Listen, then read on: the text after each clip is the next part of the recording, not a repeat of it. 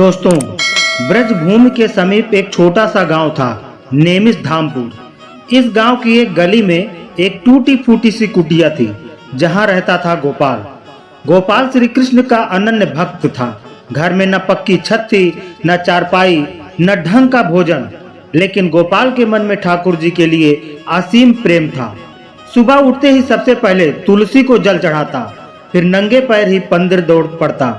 वो मंदिर भी कोई भव्य नहीं था, गांव का पुराना सा मंदिर, जहां श्री कृष्ण की काले पत्थर की मूर्ति विराजमान थी, जिसे लोग लड्डू गोपाल कहकर पुकारते थे। गोपाल हर सुबह मंदिर में झाड़ू लगाता, चौका बर्तन करता, फिर ठाकुर जी को फूल लाकर सजाता। घर तब लौटता जब सूरज सिर पर आ जाता। गोपाल की पत्नी धनवंती सुंदर थी, पर मन से बहुत अशांत थी। उस समय जब उनका विवाह हुआ था, तब वह भी गोपाल के भजन सुनती थी, पर गरीबी ने उसके चेहरे पर चिंता की लकीरें भर दी थी। हर दिन का संघर्ष उसे चिड़चिड़ा बना देता। 3 छोटे बच्चे, घर में अनाज की एक मुट्ठी तक नहीं, और ऊपर से पति सुबह से ठाकुर जी के मंदिर में जाकर घंटों लगाता। यह सब उसे असहनीय लगता। तुम्हारा ठाकुर क्या देगा? भूख तो हमें लगती है, बच्चों के पेट में भी दर्द होता है। वहां ऊपर बैठे बैठे वह तुम्हें देखकर हंसते होंगे। यह शब्द अब धनवंती की रोज की भाषा बन चुके थे। गोपाल चुपचाप सुनता। वो जानता था कि पत्नी का गुस्सा उसके ठाकुर जी पर नहीं, जीवन की कटुता पर है। गांव के लोग भी धीरे धीरे फुसफुसाने लगे, अरे देखो उस पागल गोपाल को, अपना घर भूखा बैठा है और वह मंदिर में फूल चढ़ा रहा है। इसकी घरवाली तो कहती है कि अब भीख मांगने की नौबत आ गई है। इन तानों से गोपाल कभी विचलित नहीं हुआ। उसका विश्वास अडिग था। वो सोचता, मेरा ठाकुर मुझे कभी नहीं भूलेगा। वो देर कर सकता है, अंधेर नहीं करता। पर पत्नी के मन में अब एक तूफान पल रहा था। एक दिन सुबह कुछ ऐसा हुआ जिसने कहानी को एक नया मोड़ दिया।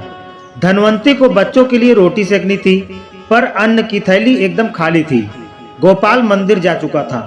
दोपहर को केवल 3 साल का सबसे छोटा बेटा भूख से रोते रोते बेहोश हो गया। धनवंती दौड़ी दौड़ी गांव के सेठ के घर गई, पर वहां से भी उसे अपमान मिला।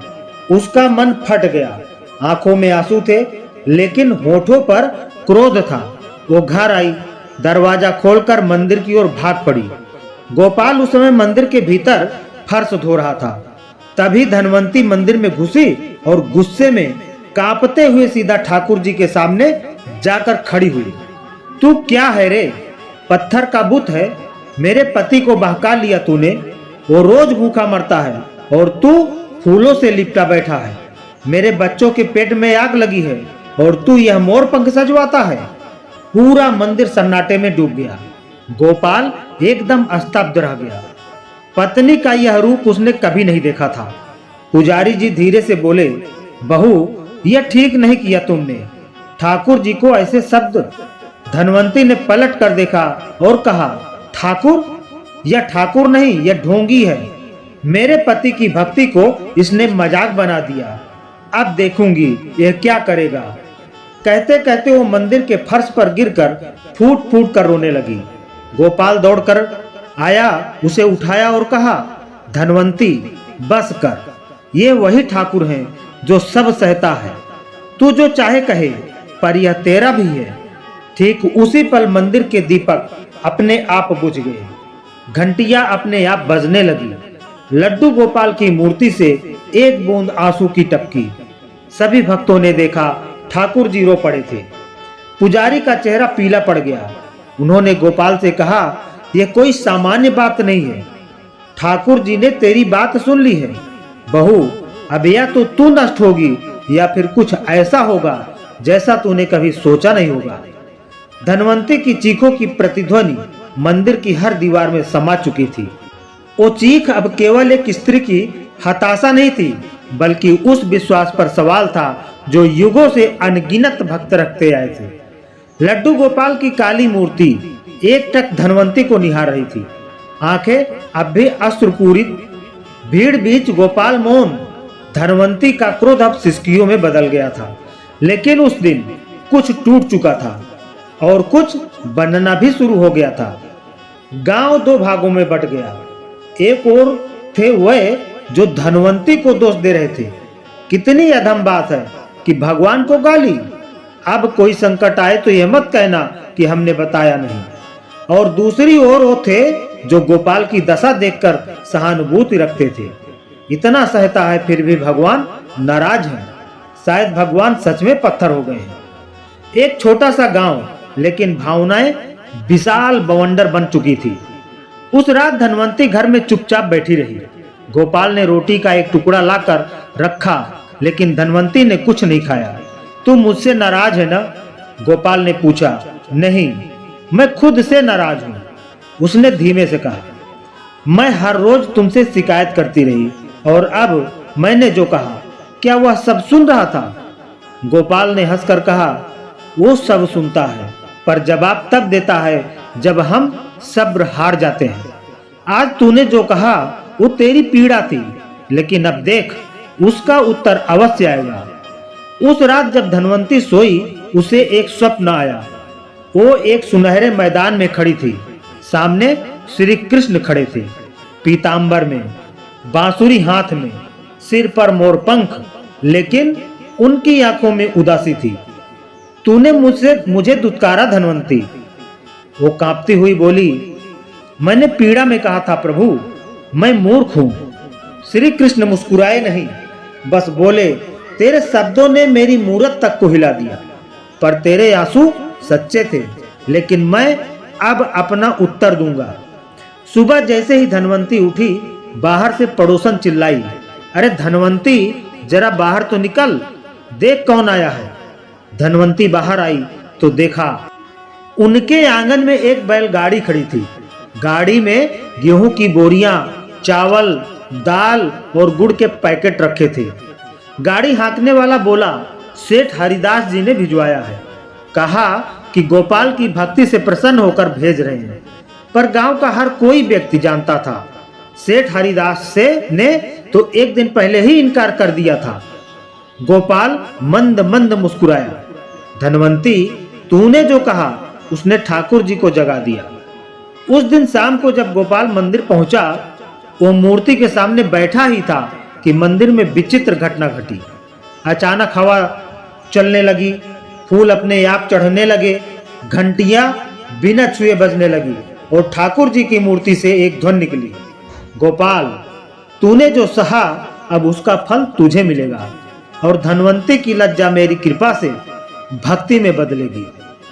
पुजारी जी गिर पड़े। मैंने जीवन में पहली बार ठाकुर जी को स्वयं बोलते सुना है। गांव में अफवाह फैल गई। ठाकुर जी बोले हैं, मंदिर में चमत्कार हुआ है। अब गोपाल घर आया और उसने यह सब बताया। धनवंती की आंखों से आंसू बहने लगे। मैंने उन्हें दुत्कारा था और वे अब भी मुझे दया की दृष्टि से देख रहे हैं। हाँ, गोपाल ने कहा, क्योंकि ठाकुर जी दंड नहीं देते, वो शिक्षा देते हैं प्रेम की। अब वही लोग जो धनवंती को पापिन कहते थे, अब कहते हैं वो तो भगवान को जगाई। शायद वही कारण बनी इस चमत्कार की। भगवान को भी किसी ने तो रोने पर मजबूर किया। गांव के मंदिर में अब भीड़ लगने लगी। लोग अपने दुख लेकर आते और कहते, जिस मंदिर में भगवान स्वयं रोए हो वहां हमारी सुनवाई क्यों ना होगी। धनवंती ने मंदिर आना शुरू कर दिया, पर सिर झुकाकर मौन रहकर धनवंती ने फिर से ठाकुर जी के चरणों में आकर माफी मांगी। लेकिन गोपाल, उसने एक अजीब निर्णय लिया। अब मैं मुंह से कुछ नहीं कहूंगा। गोपाल बोला, जब तक ठाकुर जी स्वयं मुझे बुला ना लें, मैं केवल सेवा करूंगा, बिना बोले। धनवंती ने पूछा, पर क्यों? गोपाल मुस्कुराया, क्योंकि अब शब्दों की जरूरत नहीं, अब समय है कि प्रेम स्वयं बोले। और तब शुरू हुआ गोपाल का मौन व्रत।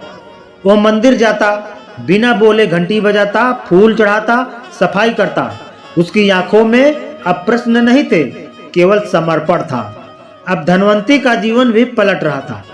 जो स्त्री कभी भगवान को कोसती थी, अब रोज ठाकुर जी के सामने बैठकर गीता का पाठ करती। वो कहती है, ठाकुर जी, मैंने तो आपको पत्थर समझा था, पर अब समझ गई कि आप मौन में ही सबसे बड़ा संवाद करते हो। वो आंसू बहाती और मंदिर की सफाई करती।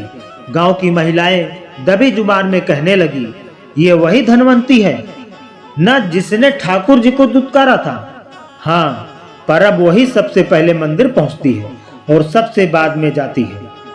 एक रात मंदिर में गोपाल सेवा करते करते वहीं सो गया।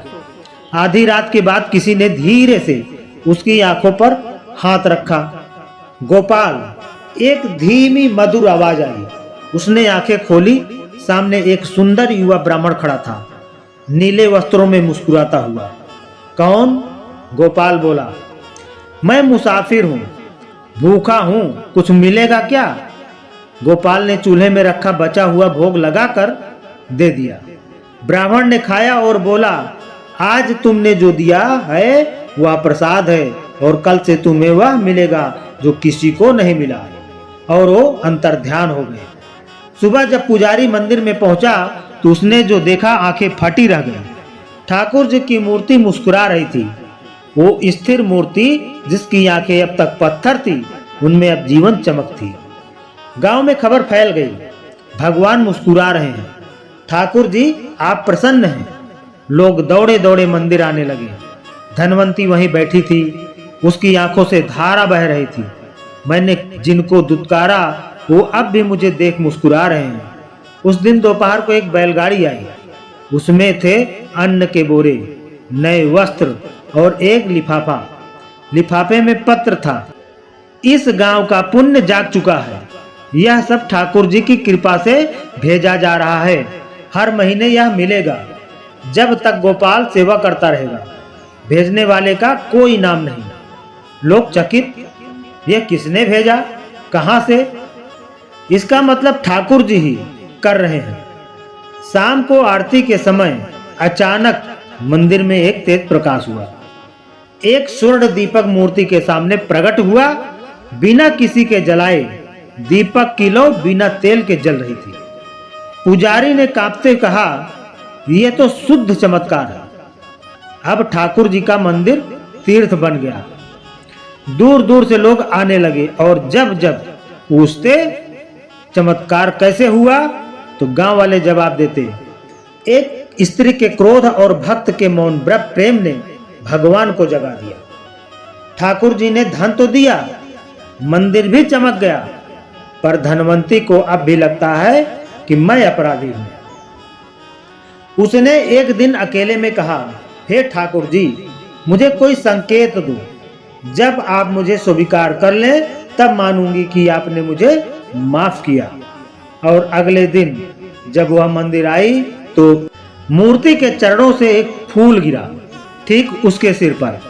पुजारी चिल्लाया, यह ठाकुर जी की स्वीकृति है। धनवंती फूट फूट कर रो पड़ी, अब मैं मर भी जाऊं तो चैन से मरूं। आपने मुझे स्वीकार कर लिया। उसी रात धनवंती को फिर सपना आया। वही श्री कृष्ण प्रकट हुए और बोले, अब समय है कि तुम लोगों को बताओ कि मैंने कैसे तेरे क्रोध को भक्ति में बदला। तू कथा सुनाना शुरू कर ताकि औरों के भीतर भी मैं जाग सकूं। धनवंती ने सुबह उठकर सबसे पहले कथा सुनाई। मैंने भगवान को गाली दी थी और उन्होंने मुझे गले लगाया। ठीक उसी दिन गोपाल मंदिर में पूजा करते करते भाव विभोर हो गया। उसके मुंह से बरसों बाद पहली बार आवाज निकली, हे कृष्ण। पुजारी ने देखा गोपाल का मुंह खुल चुका है और उसके अंदर से स्वर लहरियां निकल रही हैं। मौन प्रेम अब भजन बन चुका था। गांव का वो मंदिर अब चमत्कारों का केंद्र बन चुका था। जहां कभी भगवान को दुत्कारा गया था, अब वहां रात्रि भर भजन होते, दिन में अन्न क्षेत्र चलता और फूलों की वर्षा होती। धनवंती और गोपाल दोनों मंदिर के कोने में बैठकर बस सेवा करते, बोलते कम सुनते अधिक। लोग कहते, यहाँ अब ठाकुर जी रहते हैं, मूर्ति नहीं, स्वयं श्री कृष्ण। लेकिन एक दिन गांव के ही एक पढ़े लिखे युवक ने आकर कह दिया, मूर्ति में भगवान प्रकट होना केवल मन का भ्रम है। भगवान कहाँ मूर्तियों में रहते हैं। उसने मूर्ति को देखते हुए कहा, अगर भगवान हैं तो खुद बोले। पूरे मंदिर में सन्नाटा छा गया। धनवंती काम कई।